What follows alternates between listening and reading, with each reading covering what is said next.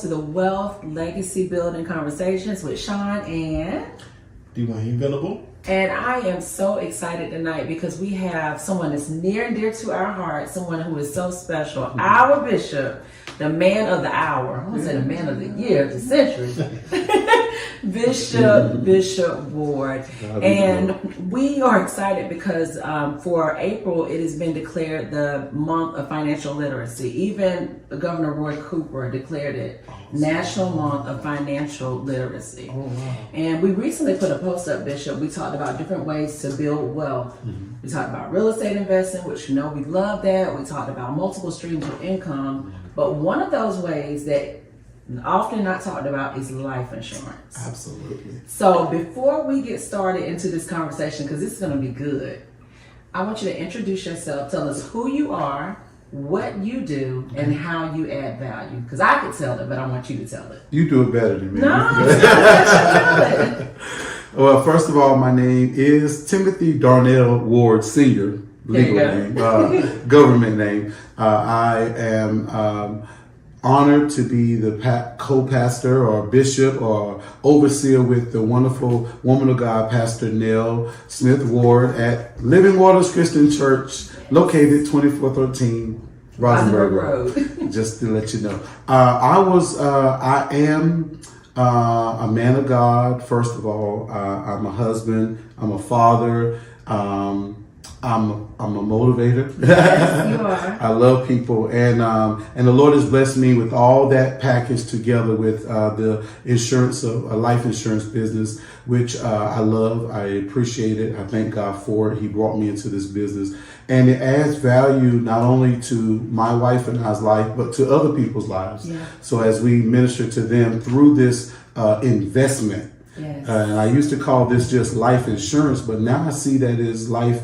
investment because you've lived your life, you've invested in your life as living. Now you want to make sure that your exit exemplifies your existence. So you want to make sure that you go out nice the way you live nice. And for some people, sad to say, they may go out even better than where they came in, but at the same token, it costs you to be born. And it certainly costs you to live. And on the flip side, it's going to cost you to exit. If it doesn't cost you, it's going to cost someone. So pretty much that's my story in a nutshell, that I love being in the business of helping people, making sure that their final plans are taken care of beforehand and not at the last minute, because you don't want to wait till it's too late. That's right. So that's how I add value.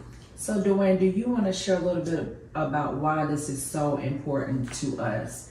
The life insurance piece, people talk about building wealth and generating income.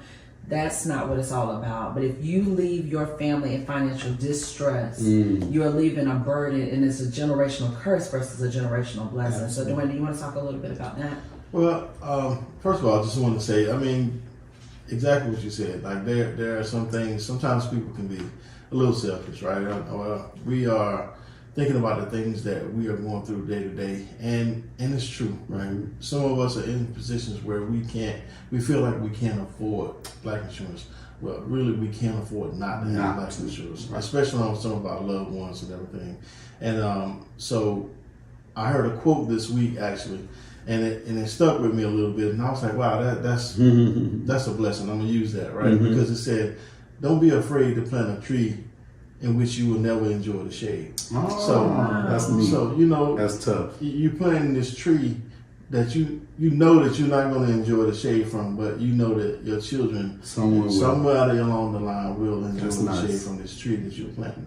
Nice. So I like that, and we are all destined to we're born to die. Born to die. So yes, you will eventually have to leave, but you don't have to leave your family in distress. You don't have to leave them trying to figure out what to do with you. Absolutely. And my mom recently passed. She didn't have life insurance, which we know we weren't going to, not do the right thing by her. Of course, we're going to uphold her and do the right thing by her. But thank God we were in a place to be able to do what we were able to do. To see that everything went well. But there's a lot of times where people are not able to do that, and they have to struggle or funerals are postponed for months, weeks. Wow. Just because they are not able to do it, and That's some funeral homes just will not. Nope. Bury them until you have the money. That's what. And they'll do a lot of things, but in the end, you have to pay that money to finalize the arrangements. So, absolutely.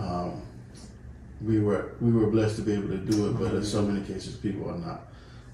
And again, it's not all about final expenses. There are different policies for different things that you can use to help go towards retirement. Like if you put money aside and you have interest earning policies. That's right. And, but there are a lot of different ways. I won't tell. Hey, go. You're doing it. You're helping. Well, That's you know right. what, Dwayne, as you were talking, I was reflecting on, I'm very observant. So Shaun likes to watch. That's good. And one of the things that I so admire about you, and I admired about Pastor Neil, you are leaders that turn mission into ministry. Amen. Always. You definitely do that, and you exemplify when went back for the one, left the 99 to go get the one, right? And so what I love about that is that you all are going in, you're reaching back, you're talking to people that did not think they were going to get coverage,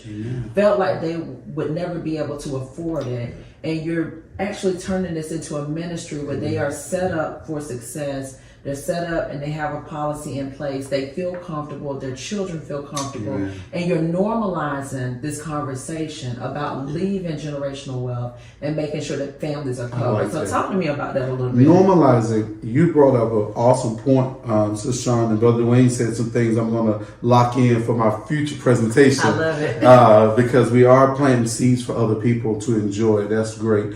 Normalizing this, to me, was huge. Because people live in their own cluster, in their own world, in their own privacy, rightfully so. You don't share your business with people. You don't share your financial status or what you have saved. You don't share that. So coming into this business and this quote, I'll talk about that in a moment, how it turned from business to ministry. Yes. But coming into this realm of insurance, it exposed me as it exposed people. And sometimes it was a little uncomfortable.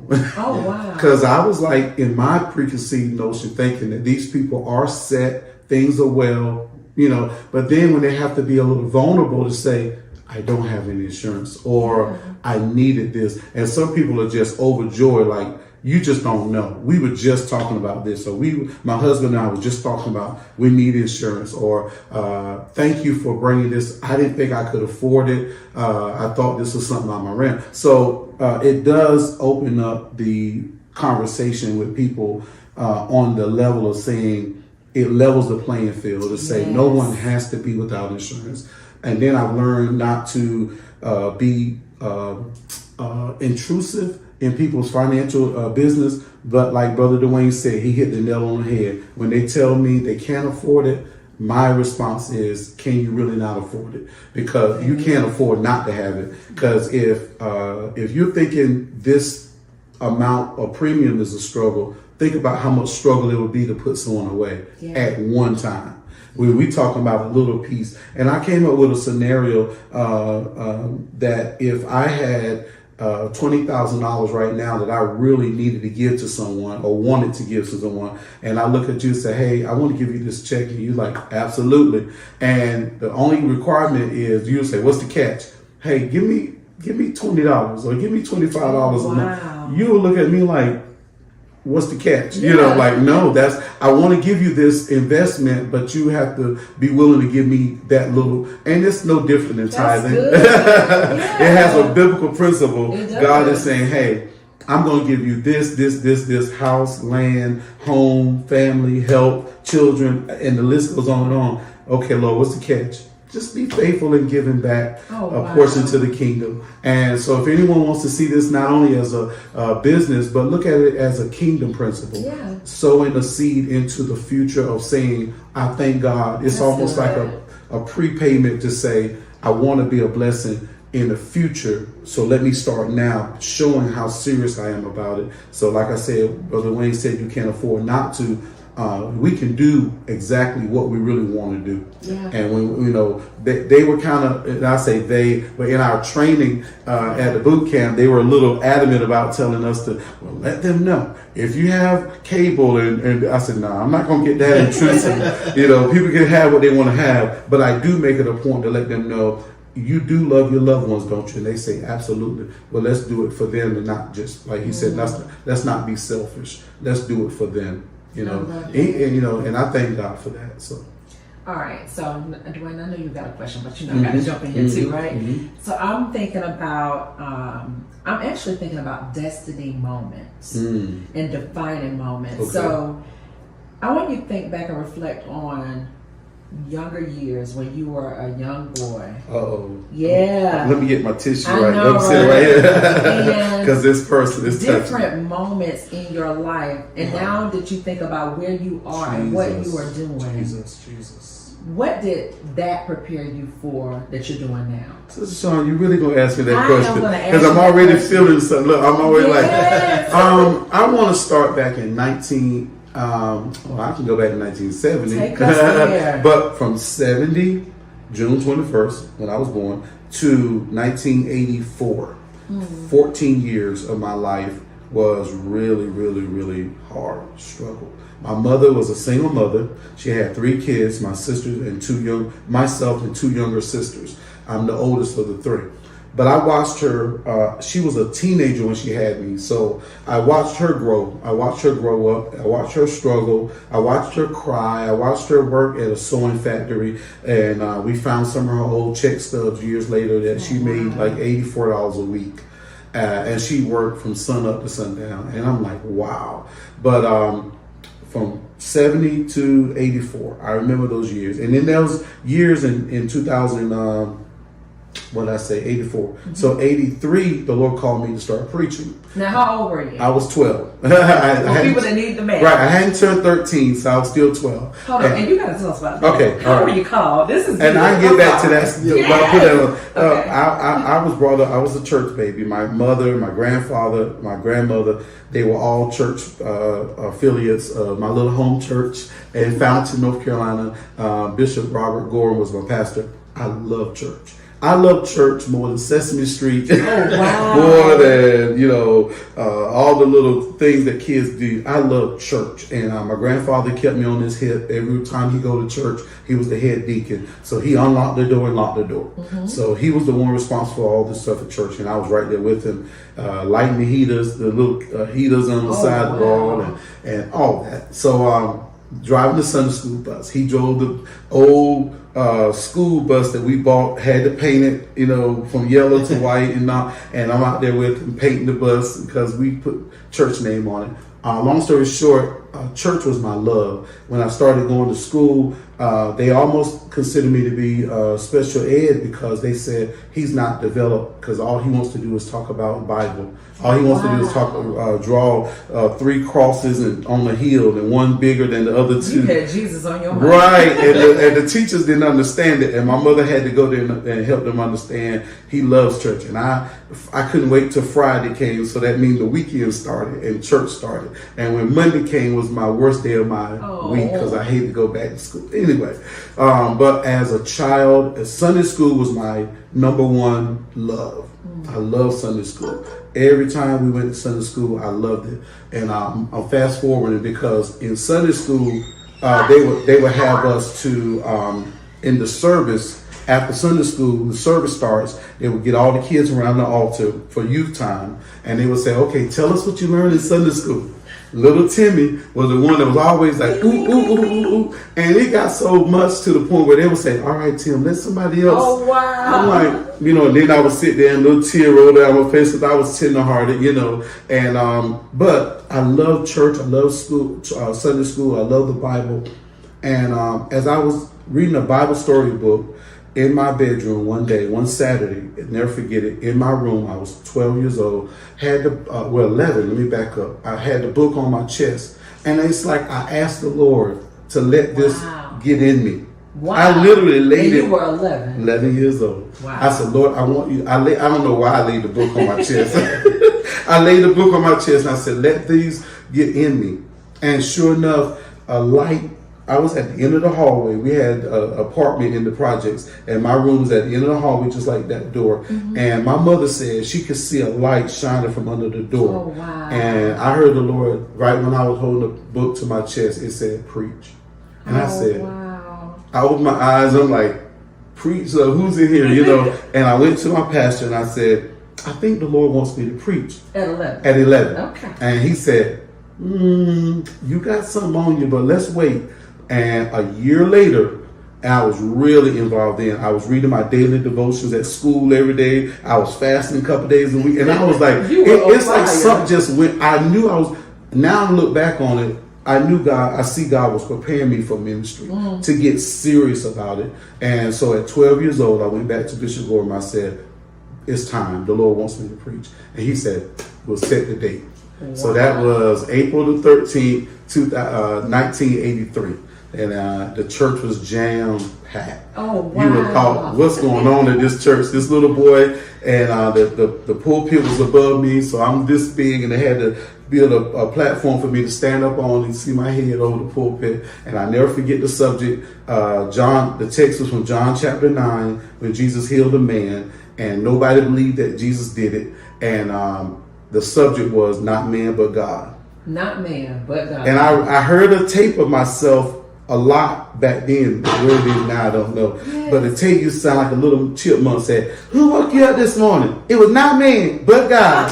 Who gave you the breath? It was like, and the church goes ballistic.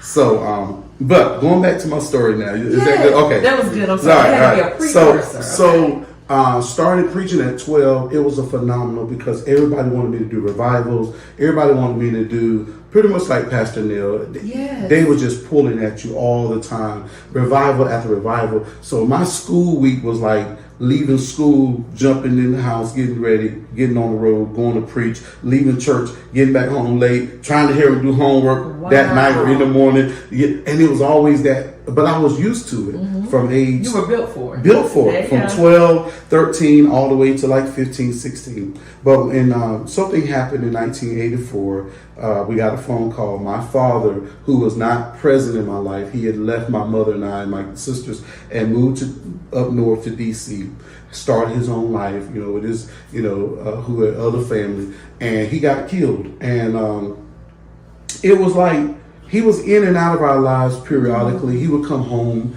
and we would see him and we knew who he was and we was happy to see him, but then he would go back to his life. And he was a backslidden preacher, awesome singer. And my uncle just told me Monday, he said, boy, every time I see you, I think about your daddy. Oh, wow. You got the same, and I'm like, okay. So long story short, when my father passed away, we were devastated, but guess what? What? My mother stayed faithful to him. She never got remarried. She never dated another man. She never ran out there and said, I'm free. I'm talking for years. She was faithful to the Lord and to her kids. Tell me why this woman kept a policy on my daddy. Oh, wow. 14, my daddy, by him being murdered, it doubled. Back then they had something called double indemnity. Yeah. Okay. It doubled. Yeah. Man, wait a minute. We put my father in the ground. Yes. Nobody had to help us do anything. She did it all. They sent the rest of that check to her. We became a new family. Wow. At 14, we were able to go buy members only jackets. Oh, this is serious. Pumas. Pumas with the fat shoestrings. Adidas suits. We bought a VCR. A VCR? Big. It was. I'm holding my hand like this. Oh, wow. But Dwayne can take. It was literally this big. It popped up on top. You pushed the tape in and pushed it down. It cost $400 and something. I'll never forget it. We had an Atari that you hook up to the TV, turn the TV to channel 3. We had and the remote, big square remote. We played Donkey Kong and Frogger. At 14, our lives changed. My sisters got their hair braided. And I'm saying not just that moment, but it seemed like our whole life started shifting. Yeah. All because my mother kept a policy on my dad. So No. when you thought she wasn't wealthy, she really was, because she had so much wisdom. That's one thing she paid. Yeah. If she didn't pay nothing else, she kept that insurance. Yeah. And back then, the insurance person would come to your home. Yes. Okay. And when they would peep out the door, if they didn't have it, they would send you to the door Mm-hmm. and say, "Go tell the insurance man I'm not here." You know, and that type. Mama said, Yeah. you know, but it was important to her to keeping a policy on my father. And that changed our trajectory of our whole life. That we were able to live with the other kids in school. Yeah. We were able to look like we measured up. So, you know, with our clothing and with our social life. And it just seemed like it came at a tragic time, but at a good time. So, Yeah. you know, my sisters and I talk about that now to this day. So, Wow. so that's how it's personal. Now let me ask you this: what was the company of the insurance policy back then?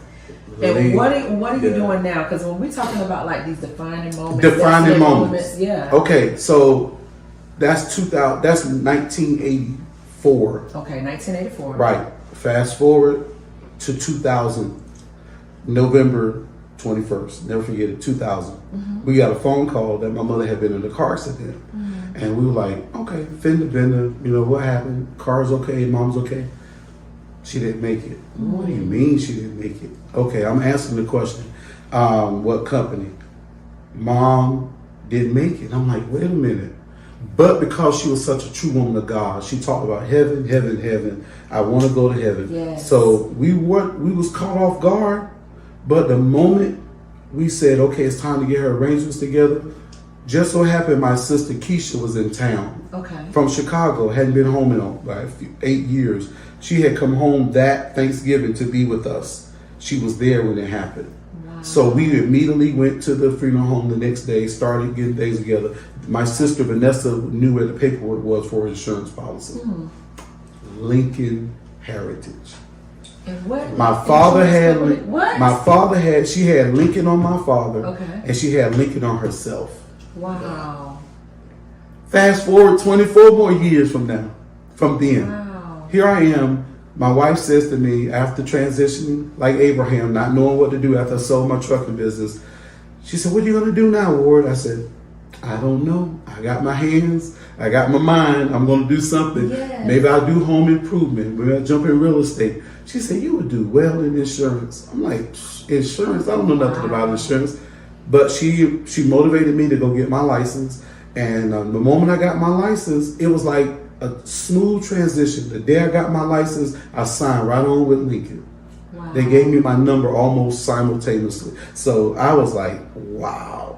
And look back now, like I called my sister one day when I was going through training, and this is it. I said, "Tell me that company again that Mom had." She said, "I think it was Lincoln." I said, "Bye, I gotta go." So this company is destined for me, defining moments. Yeah. 1984, 2000, and then 2024. Wow. So This is personal. This is a mission. Oh, I believe in this, and I have this policy myself. My wife and I both have it. These policies are personal to me. So thank you, Mom, for showing me that it's important. And she told my sister that her dad told her to keep a policy on my father, because I didn't know why she cared. We were always like amazed. Why are you still even concerned about this guy? Let him go. He's, but she was like, Mama knew. She said, "That's my husband." They never got a divorce. They was always still, married technically. But she did the right thing. And because of that, keeping the insurance, back to that, it kept everything. Even her home going was done so effortlessly.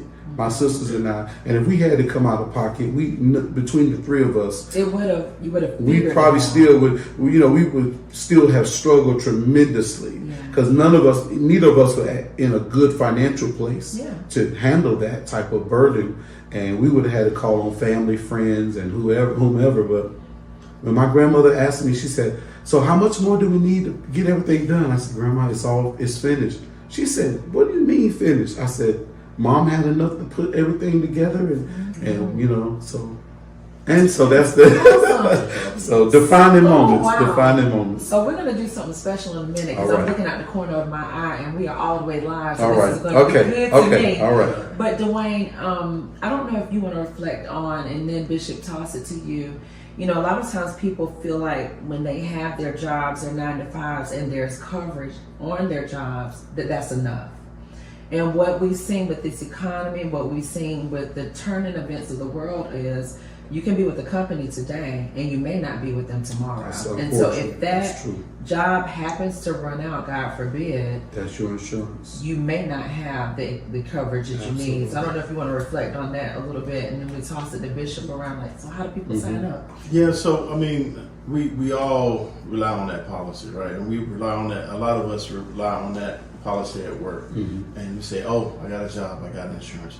But sometimes when sickness come in and you're out for a period of time, and if you don't stay on top of the paperwork with work That's so and true. everything that's going on. And sometimes when you don't know what's going on with the person, or you don't know what's going on, or your family may not know what's going on with you, and what to do to keep those things on track with your job in order for that policy to stay intact. Because once if they terminate you while you're ill or while you're out of work because you were not following the proper paperwork, or on the proper track to keep those things in place, then that policy is gone. And that's the thing. That's the case in so many situations where people are ill and they go to the hospital and they spend so much time trying to get a healing or trying to be healed, and sometimes it works out and sometimes it does not. And when it goes the other way, if you've been out too long and you've been terminated, that policy is not valid anymore. That's sad. So And we've seen that firsthand. And I've seen it firsthand, right? That's true. So, being totally transparent, that's what happened with my mom. She worked, she had a policy at work, but over time, of her being sick back and forth in and out of the doctor's office, some paperwork fell through the cracks. See? The termination came, that terminated the policy she had at work. So, That's powerful. and That's sad. in the end, now there's no policy.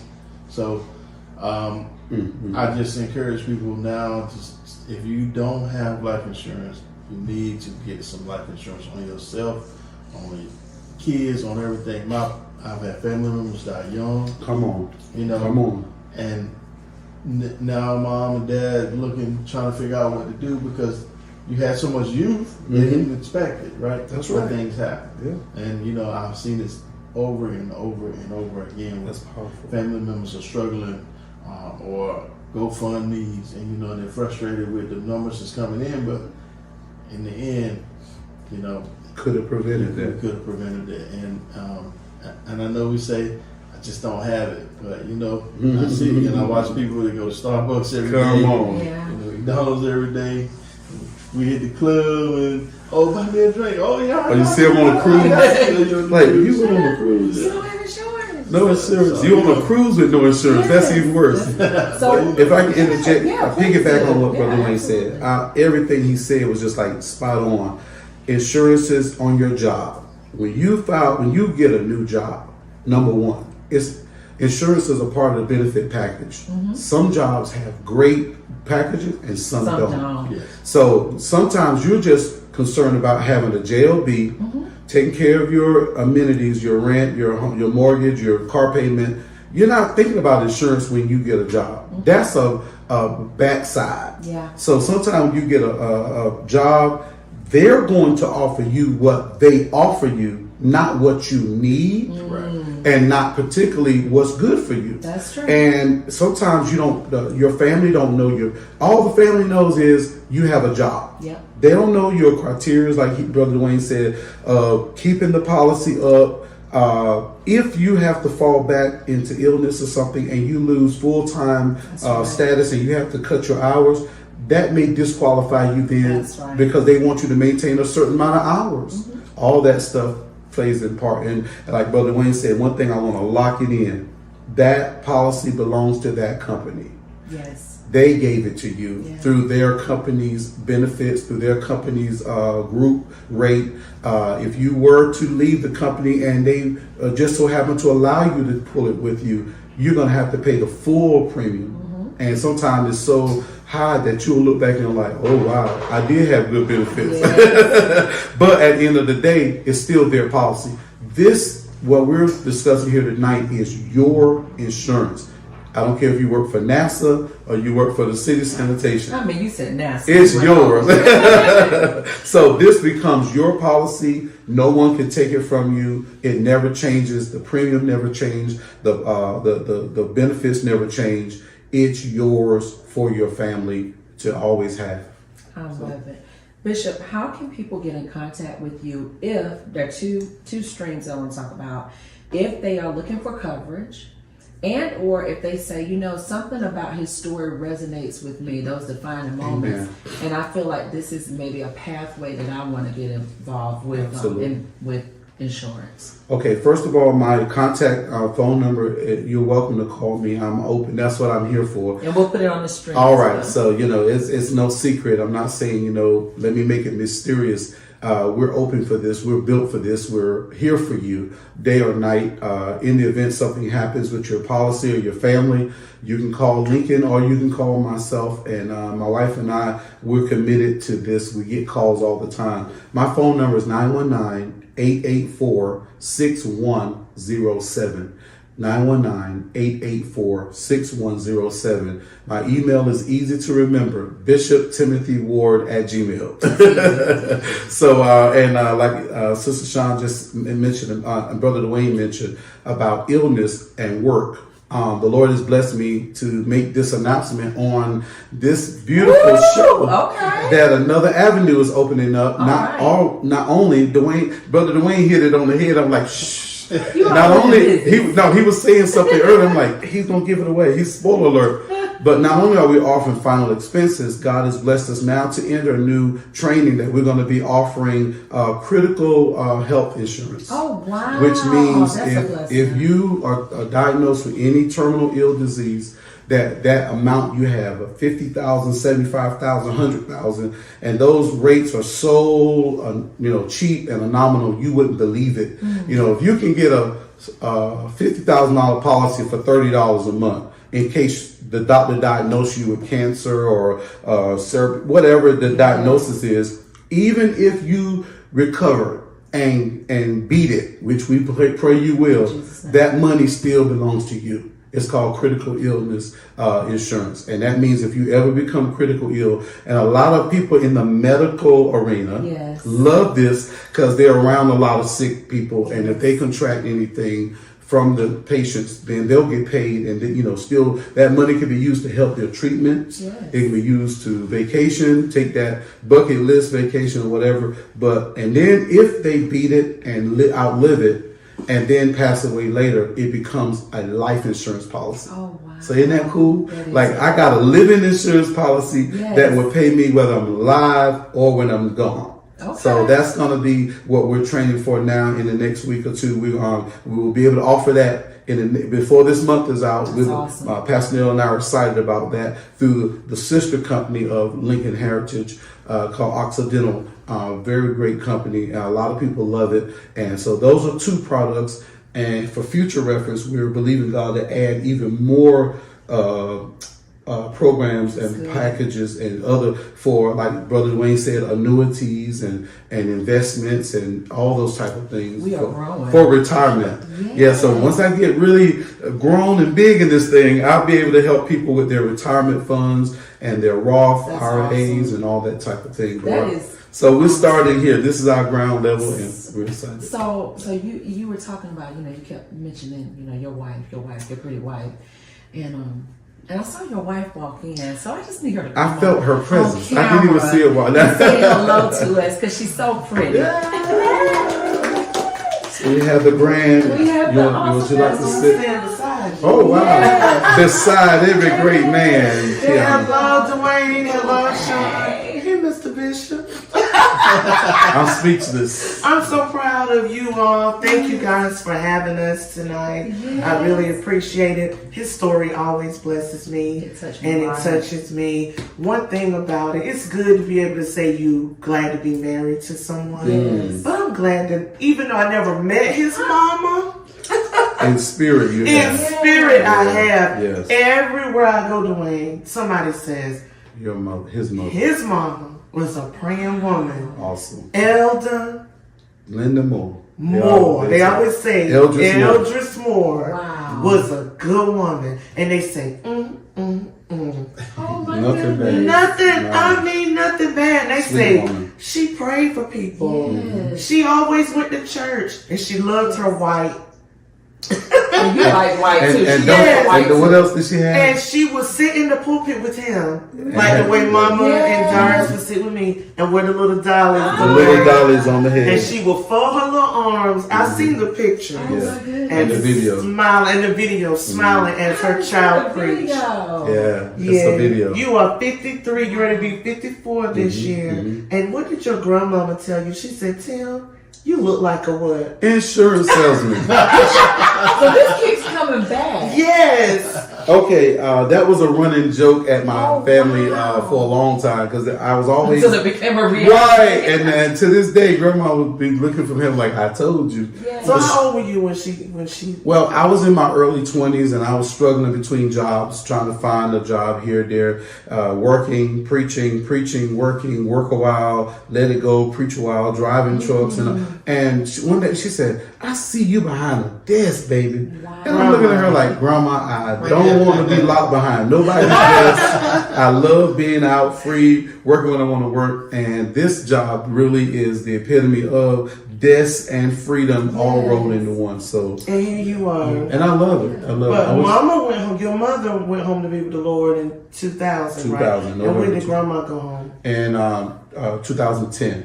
Wow. So you had 10 years. 10 years. Of still that caring. And she still instilled the business of knowing that you're going to be okay. Yes. Don't worry about anything. Because I struggled again. It's like a first part of my life struggle, second part of my life struggle. My grandmother was there to help me through it and make sense of it all. And thank God for a praying grandmother. She prayed me through. At We my all worst. know about it. Yeah. Well, we give a high five. Grandma Dorothy. Yes. I call your grandma.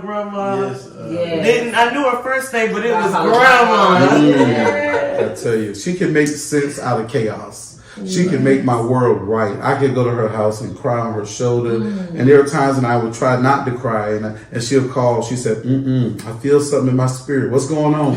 And I'm struggling so badly, as a young father with 3 kids and trying to make it and not knowing how to. I didn't have really a role model in that realm. I just did it on my own. And long story short, she could feel when I was going through. And she was like, what's wrong, baby? Praying grandma. And I would be strong at first. I would say, I'm So good. you break I'm down. good. And then she would say, baby, what happened was. And she could just, and like I told someone last night, I could go to her house, a lady, no job, no nothing, and leave her house with bags of grocery. She said, go in the cabinet, get that and that and that, go out there in the Sound deep like your freezer. wife. She said, go out there in the deep freezer. And I'm talking about, I had grocery bags in my car, headed back to Durham with food that this woman, and then she would always fold. Oh, yeah. A little change. A little change. And it wasn't like, here, she was stuffing it. And I was like, I said, no. And it was, if she hadn't done it, I literally wouldn't have enough gas to get back, really. Wow. I mean, it was just a miracle. And God bless. One thing I'm going to knock this in the head with saying, Yes. I was blessed enough to preach my mother's eulogy, my grandmother's eulogy. I was able to put both of them final messages towards them at their homegoing. So people ask all the time, how did I you? don't know. Yeah. It was just the. All I did was sing. Yeah, you sang. It was their strength and God's strength, not my strength. And I knew both of their wishes were for me to do that. Yes. They were like, look, anything ever happened to me, I don't want nobody to do it. And I got in trouble with some pastors, hallelujah. In Jesus' name. They may not watch this video, but I know one of them can't watch it right now, unless he's watching from But pastors were upset about it. She was my member, but she was my mother. She was my grandmother, and it makes a difference. And we wasn't trying to get into no confrontation. We were just honoring their wishes. Which brings me to my final point, if I can say this really quick. Yes, wishes. Upon receiving your policy with us, we will have this little book as a gift to you that lists everything you want done at your final day of departure. Who, where, what you want to have on. Pastor Hill and I were fortunate enough to see this young man funeralized with his baseball cap, sitting in a recliner chair. But that was his wish. That was in what, Lumberton? And I ran. I think Brother Dwayne didn't remember that. We walked in there, we like, whoa. But this book will state all your. And one thing I laugh about, it has a guest list. Only my wife is going to use this. Oh, did he just throw me under the bus? So if your name is not, But no, this is like a list of people you want to notify. Thank you. I had to clarify. Thank you. It's not to attend your homegoing. Zoom the camera. So who do I need to notify? This is my pertinent information. Where my information is, we had one situation, I'll share this really quickly, of a brother who was very blessed, very fortunate, well-to-do. He was a single brother, just passed away about a year ago. This brother's information was where he had it, and no one else knew. Oh, wow. So when he passed away, they had to get the money together to do his. Because they didn't know. He was well able to put himself away. But because the information wasn't made known to someone in my event of my death or demise, this is where to look for this. This is the code. If I have a safe, here's, you got to trust someone to do this. But of course, this is all here. And this book will be yours with the package. So, with your beneficiary and all that type of thing. So we're honored to be able to offer it. And we're thankful that you all allowed us to use this vehicle. And it connects back with real estate because it's all an investment. It is. This is an investment. Real estate is an investment. They are all means to an end. Yes. And even a lot of people I know, finally, that is successful in insurance, always channel their funds to real estate. Yeah. So thank God I'm connected. Listen, we are connected. Once Pastor Neil and I get this business built where we want it to be, already connected. But I promise you, it will filter. Our heart's desire is to open up to real estate. All wise people.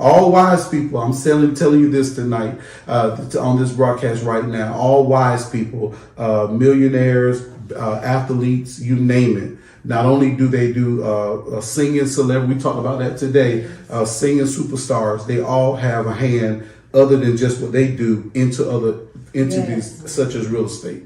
So and I'm so proud of you all because what you're talking about, you're already doing. Having a church that's paid for, having land to expand, to feed souls. That's amazing. That is amazing. And I'm so proud of you all. You are such an inspiration.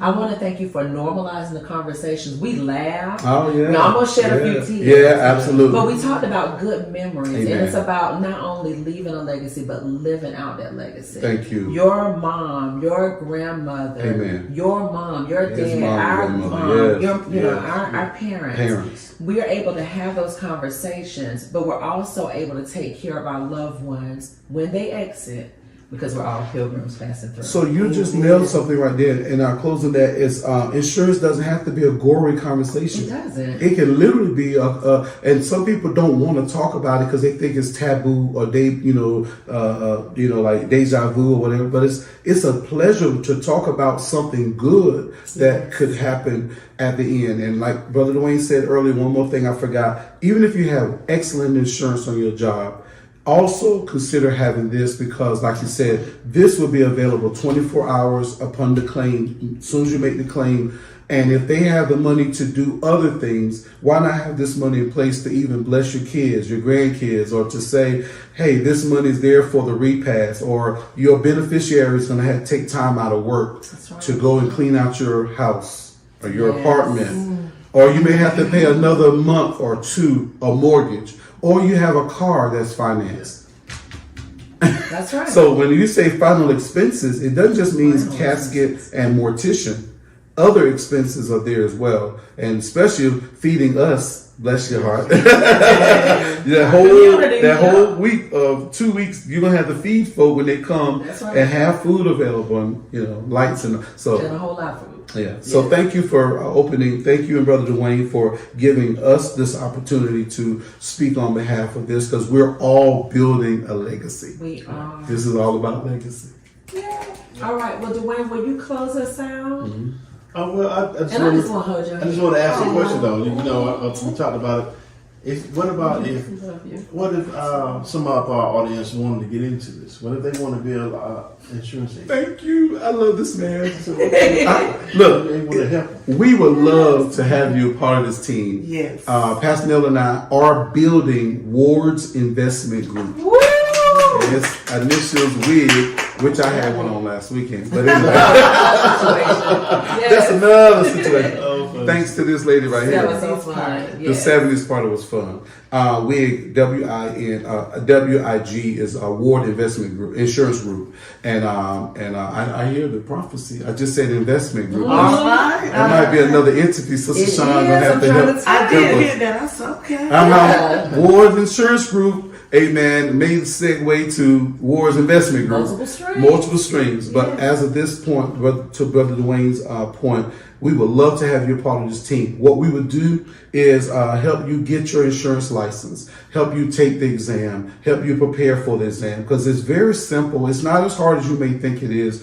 I knew nothing about insurance going into this business, had no prior background, didn't even know the residual blessing. And let me say that word again, residual. So once you do it once, it keeps paying you every month. Think about it. And you multiply that times however hard you work. This business is a business that doesn't nail you to the cross. You can work it as hard as you want to work. I know people that Pastor Neil and I have been blessed in the first couple months. We've been in it since January real strong. We've been top agents 2 months in a row.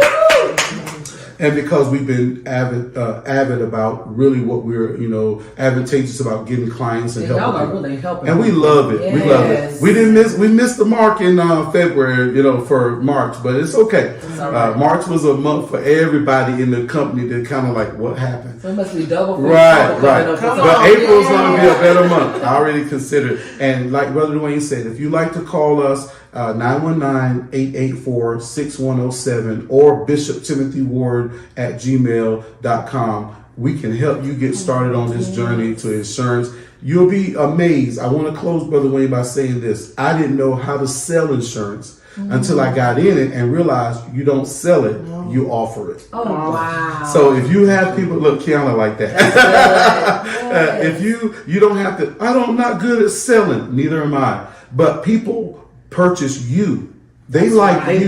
They buy you. They buy into your vision and your personality. So you can teach a whole class. Okay, so I'm leaving that alone. And that's really important. If you come into this business with love, and we also, Pastor Neil and I, she can be a witness. We stay educated in this arena so we can be aware of what we're talking about. Yeah. Right. We don't want to get in here and just no. If we don't know, I get on the phone in a heartbeat with my team managers and with Lincoln Heritage. I ask questions. I was on the phone last night on the way home from Bianca's like, if I do this, is this? And they're like, sure. I'm like, okay, good. Yeah. So those are knowledgeable things that we want. We would love to help train you. And I'll make a vow. Anyone on our team, you'll be well trained. Right. You won't be by yourself. And we'll walk you through this. And you will hit 6 figures in the first year. If you're serious about it now.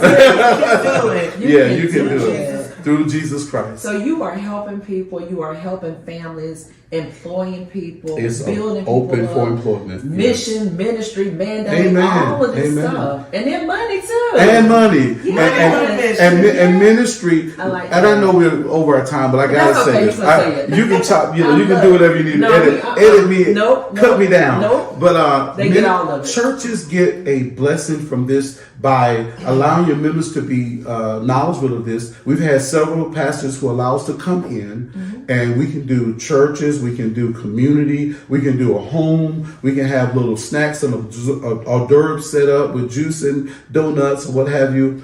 Or invite your family and friends, those whom you love, and just let them hear it. And churches and organizations can be the benefactor of the insurance policy. That's good. So Living Waters, Mount Calvary, whatever church you're a part of, you can leave a policy for your church. And they will have that policy. And you can also have a policy for your family as well. So you can have multiple policies. You don't just have to have one. You can have multiple. You just said something, because what people don't realize around the wealthy, the 1%. That's true. They leave stuff to organizations Thank all the you. time. That's Trouble how with that's them how all it the gets time. big. They realize they have an abundance mindset, Amen. and they realize that they're living beyond them. The rock- And I think yes. you all are creating this paradigm shift, especially in our community, And bringing it to us. Yeah, Yes. for us to think this way and to operate this way, so that we can really stand on the shoulders. Who of would have greatness. thought that I can leave a leg? And when I studied the Rockefellers, the Yes. Rockefeller family became wealthy through insurance. Yes. They didn't leave the policy to a person; they left it to an estate, to a trust, and that trust built up, and it became their bank. Yeah. And they funded their businesses, and the business paid back in. And when someone would pass away, that money would go in and replenish. And to this day, you can't touch their legacy, Wow. because, like Brother Dwayne said, they thought about planting a tree for the future generation to have shade. So I'm just gonna need for y'all to. We're gonna close. Okay, But all I right. need y'all to clear y'all calendars for some things, because as you all are talking, and I do feel in on it, because I'm a Jesus baby Amen, too. amen. And I see opportunity for people to truly be blessed full circle. Full circle. Full circle. Amen. I like that. Full circle. Amen. And there's so much wisdom and knowledge inside of you all. We get to experience it all the time. The world needs to know. Ooh, hallelujah. You know, I watched I watch a lot of TV, and I watch a lot of podcasts, and I watch a lot of things, and I can't remember the man's name to save my life, but they asked him, if you could do one thing to change the outcome of what's going on with black people and all of the murders and all of the different things that's happening with police, what would you do? Like, what could we do to change this? And his simple answer was, get them life insurance. He said, We got to because- find him. he said, I promise you, because Wow. if these people had life insurance, all of these things that are happening, these policies have to pay. These insurance companies are not going to stand by while these things happen. They will investigate, and they will get to the bottom of it, and they will make somebody be accountable for what's going on with these things. Wow. And this is one of the things that we need to do in our community. Thank you. Is put policies on our children. Amen. Put policies on our young black men Amen. and our families, so that when these things come up, if we pray it never happens, But it but when does. these things come up, Sometimes they we do. have somebody behind us pushing to find out, because they want some answers. Amen. And he said, if you put insurance policies on these people, That's heavy. It they is. will, something will happen. Something will change. That's dope. So I cannot remember the guy's name. We would love to Look find. it up. But this is, and I feel like I it's like a true that. statement. And I want to piggyback again. Brother Wayne opens up a freeway when he speaks. It's big, and I just want to, like an Autobahn. It's like, shoo. Yes. I want to say this too, because studies have revealed people who have insurance are more positive minded. They're more careful. Isn't that amazing? That someone who has insurance is more conscious and cognizant about their life, and they make sure they look both ways. Yes. They walk, right. they watch their step, because they know I have a policy, but I don't want to have to use it. So they walk consciously and carefully, and so that makes a big difference. And last but not least, you said something powerful too. Take out a policy on someone else whom you know That's may right. not have their life in order, but they will be your responsibility if they pass away. Yes. You can have a policy on them that will be your policy. It will pay directly to you if they were to pass. And let's say they get it together and start doing well. Well, God bless you. You just gave me a going away gift. Because that money still comes to me, whether you need it or not, for your final demise. And if they don't need it, then hey, I can give you a beautiful flower arrangement and a beautiful card to say thank you. But like I said again, let's not build this legacy and leave it unprotected. Oh my goodness! Because that's what insurance is all about. Yeah. Protecting your investment. And number one, your investment are your children, your grandchildren, your businesses, and all those things that you've accumulated in life. You don't want people to have to sell your pickup and your business and all this to try to cover stuff. When you got it in place, nobody touches anything. That pickup truck can sit in the yard and become an antique. That's my granddaddy's pickup, and nobody's gonna touch it. We don't have to sell it to fund the house and pay the mortgage because he left things in place. So insurance will protect your investment. So I see something. all right. Okay. Well, I'm thank you, Lord. Well, listen, This has we been are. excellent. Oh my God, we're about Thank to you so sign much. off, and we're gonna have a conversation after the conversation. Amen. We're gonna have part 2, 3, and 4. We're gonna have to Amen. bring you Anytime. back. I would love to come back. I really feel something. I love what you guys are doing. I mean, Thank I you can so even much. see that first here when you said protect your investment. Yeah. Before you get to an investment, you need the protection. Right. Yes. And there are That's the first tier. and there are partner insurances that you can get within businesses. Yes. That if you're in business with someone else and that partner passes away, Yes. you can get insurance to cover their part. We don't need Especially- insurance to offer our employees. Especially employees and people in our church and our ministries, and especially if they're the key person that runs the business. That's right. If that key person passes, you're going to need good insurance on them to say, Yes. to get me back to a place till I can regroup. So all these insurance policies are, yeah. And as you say that, but it's funny you say that. But when I bought my truck, that's what the bank called me and was like, "We're gonna put a policy on you. So if something happens, What? Amen. it'll pay for your truck. The That's bank right. And said- whatever's left, we'll Amen. give to your family." So That's right. It's a So term businesses policy understand. for the length of this loan. And mortgage companies do it as well. We offer that as well. Down the road, we're going to have that piece as well, Brother Dwayne, to offer people mortgage insurance that your house will be paid off in the event that you pass away. That those type of things need to be in place. Wow. What better present than say, my mother, my father left the house to us, and we don't owe a dime on That's it. right. Those type of things. So, So yeah, and That's I powerful. hate to keep going.